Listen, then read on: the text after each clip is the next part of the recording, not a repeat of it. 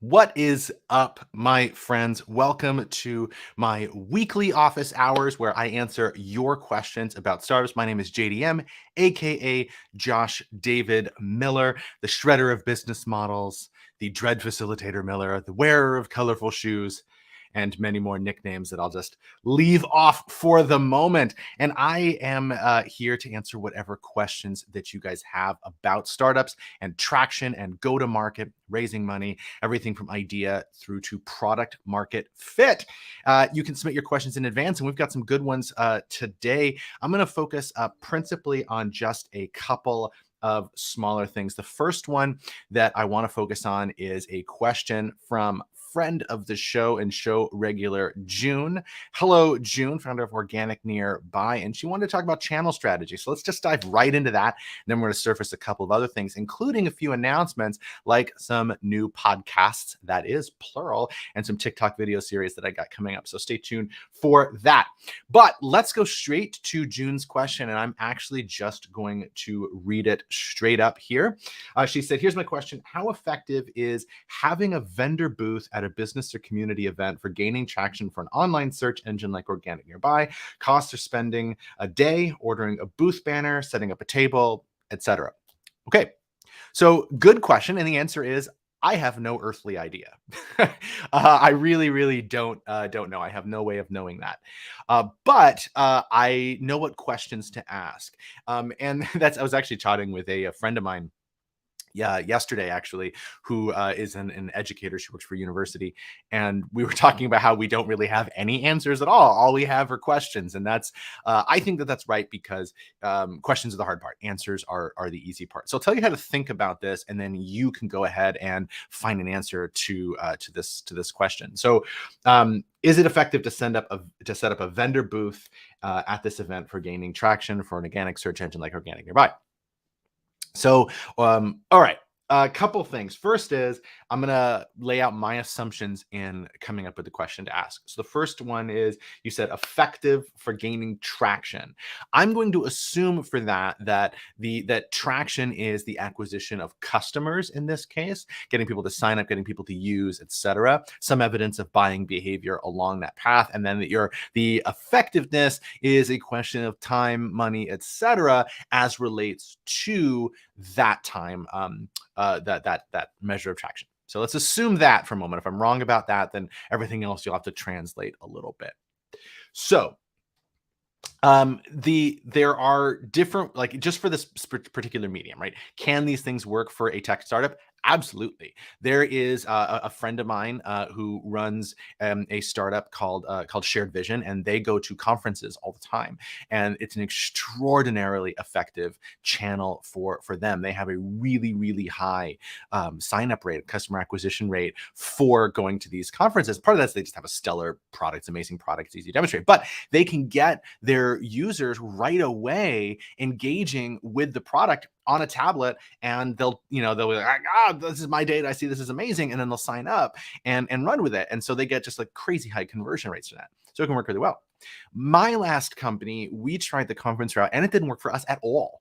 And part of that had to do is it was a service company, and so the demonstration of value was very different. And so we had this with this like pattern that we would set up to get people to the point where they would recognize the value proposition, and that did not translate very well to a conference, right? So there's an example of it working really well and an example of it working not at all well.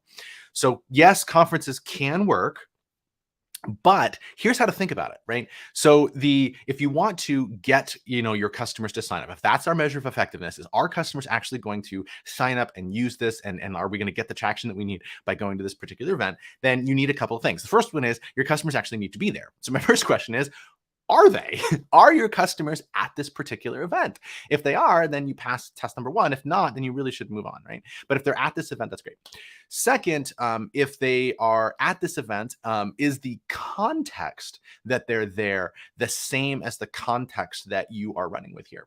So that might be like the surprising, like left field one there, but context matters a great deal. So if they're there because they're looking to network with local businesses to find, some people that they can work with that will get them, produce, maybe it's as direct as that, or if they're looking to network with them, then maybe the context aligns with that. And so as they're walking around and they hit your booth, they might go, oh, okay, like this makes a lot of sense. But let's say that this event, this business, I think you call it a business community event. If this business community event is all on DEI, for example, and you're trying to sell produce, then like that's not wrong, but the context shift that the people are going to have to make as they're walking through and as you're talking to them is going to be so different that it might just lead to it being less effective for that. So if the people are there, is the context right for you to actually engage with them?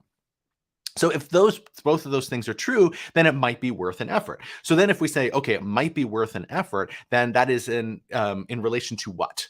How are we comparing this effectiveness to what are the other alternatives? How else could we spend that time? How else could we spend that money? And this is just basic growth hacking 101. So this applies to every startup out there. So growth hacking 101, 3 steps. Step 1 is list all the channels where your customers hang out. And so let's say that they are at these conferences. Yay! Right? So step number 1, check, boom. Second step is, now that we have this list of channels, we need to rank them based on their efficiency.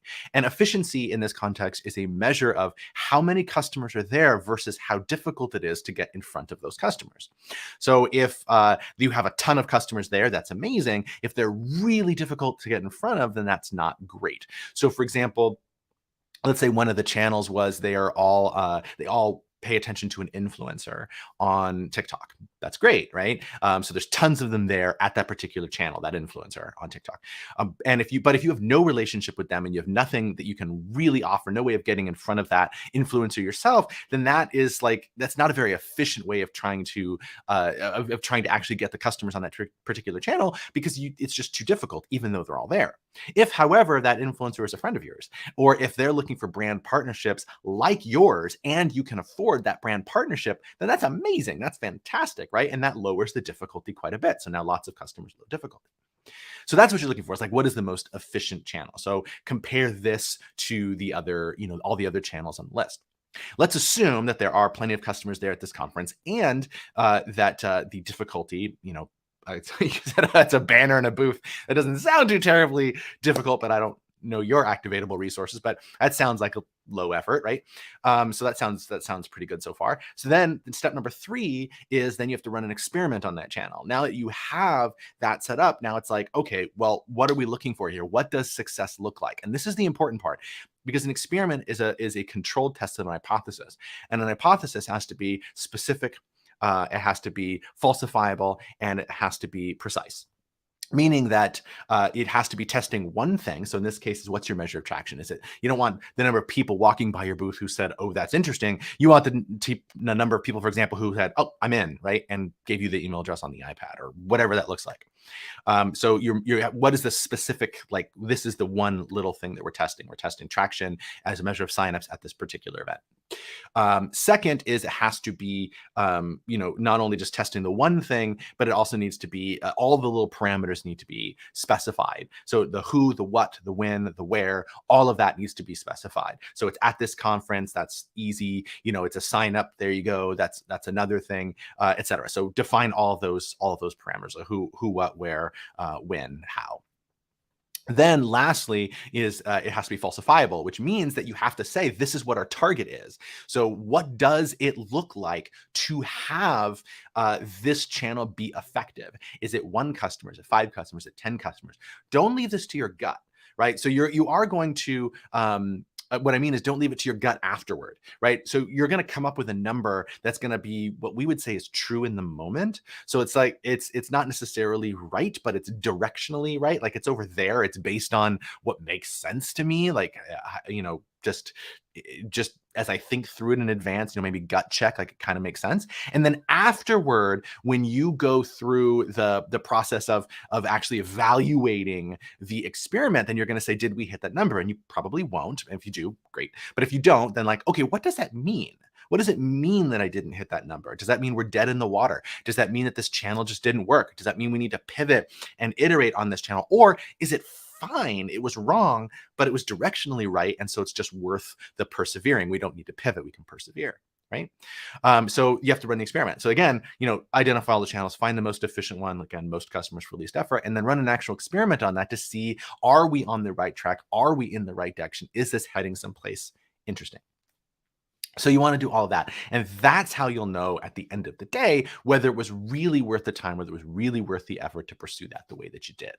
So I have no idea if doing a channel, if the booth is the right channel for you at this particular event, but that's how to think about it is, does it meet those criteria? Can you identify specifically what you're actually going to get out of that? What does the attraction actually mean? And then what can you design an experiment that says this is exactly what success looks like for us, and then go and do that. If you can do all of that, then it's worth a try. Again, it's a day of time, it's a banner, and it's a whatever it costs to have the booth. If all of those are within your activatable resources and the potential upside makes sense for that, then it sounds like a worthy experiment to run. But just bear in mind, sometimes this works, sometimes it doesn't. Depends on those details. That's how I think about it. So cool. Thanks for the question, June. Always nice to get your questions coming in here. So a brief detour here. So a couple things. First is, those of you who don't know, the Startup Challenge, which is an event that we do here in Sacramento. It's a weekend-long competition where startups compete to find the most traction they can in 4 to 8 hours. 2 cohorts, one for existing startups that, again, just finding as much traction as they can. These are all pre-seed startups. And then second track is brand new ideas. So people get together, they pitch, they form ideas around the popular, they form teams around the popular ideas, and then they work for those same 48 hours to find as much traction as they can on the brand new ideas. So super cool event. If you are curious about that and you're going to be in the Sacramento area this weekend, that's March 31st through April 2nd. Check that out, jdm.bio/SC. Super cool event, super fun. All the food and snacks and coffee and everything is included there, along with mentorship and facilitation and so forth. I'll be leading the charge with facilitation. We got an expert team of facilitators along with me, so it's going to be super fun. So that's for you in the Sacramento area. But moving on from that, also want to let you know, we this week launched a new episode of the podcast Zero to Traction, which I host with my friend Cameron Law. And so this was kind of like a tour de force of all things startups. So we talked about startups and traction and fundraising and how to think about all of that and where do tools fit in. We talked about why we're doing this podcast, because it's actually our first episode of it. So that went live yesterday. That would be Wednesday. And so we'll have another episode up in a couple of weeks. That we'll be co-hosting that with the founders of a company out of Baltimore called EcoMap.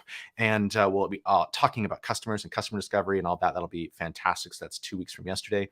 And every 2 weeks after that. So check out Zero to Traction Show, all about how first-time founders create companies that scale. Speaking of podcasts, a little fun thing.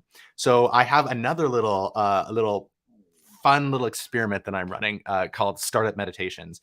And so this is actually a video series on TikTok. So if you want to check me out on TikTok, it's launching on Saturday, April 1st. And will be every single day. I'll provide a daily bit of startup wisdom for you to ponder. So it'll be a little thing that I'm thinking about that has to do with startups, followed by a question for you. And all of them will be less than 5 minutes. I'm targeting 2 to 3 minutes. We'll see how we do with that. But you can check that out on my TikTok, again, launching on Saturday, April 1st. But I'm also releasing it as a daily podcast. So you can hit startupmeditations.com. There's a teaser episode there right now, and then that will launch there as well. So kind of cool. We got that stuff there. So fantastic.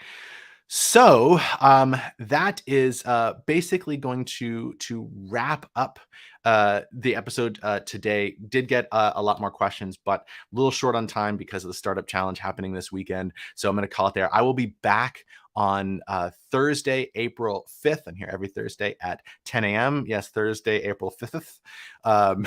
And to answer your questions, if you have a question, do hit the link in the description here, which is jdm.bio/ask. And you can send in your question. If you send in a video question, I'll play it on the air. Surprisingly, most of you prefer to send in written questions. But if you want to send in a video question, I'll play it right here on the air. And that's it. I hope you guys have a fantastic rest of your Thursday. Have a great weekend. Hope to see you at the Startup Challenge. And otherwise, check out the podcast. They'll be hopefully nice. And I look forward to your feedback. And with that, peace. See you guys.